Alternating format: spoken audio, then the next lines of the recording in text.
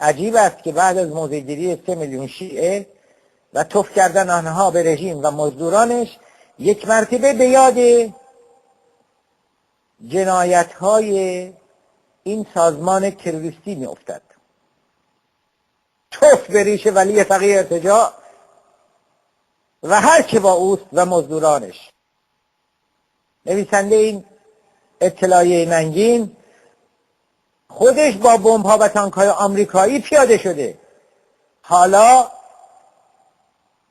دست آمریکا رو هم می‌جود و می‌گذرد که تو باید از حفاظت دست برداری و اونها رو تحت کنترل و سیطره کامل ما بگذاری و هر آنچه رو که به اینها مربوط میشد به مقامات ما بدی، اون هم مقامات خاص.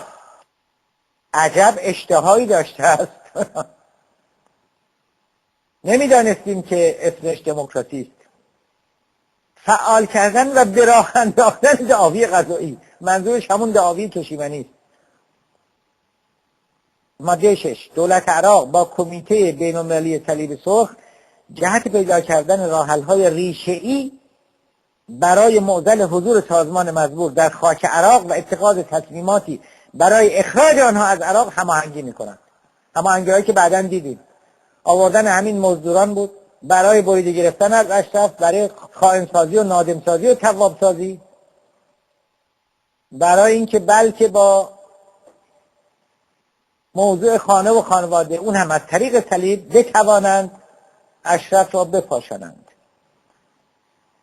به قول همگی این مجاهدین که در این ایام میگویند کور خوانده ای.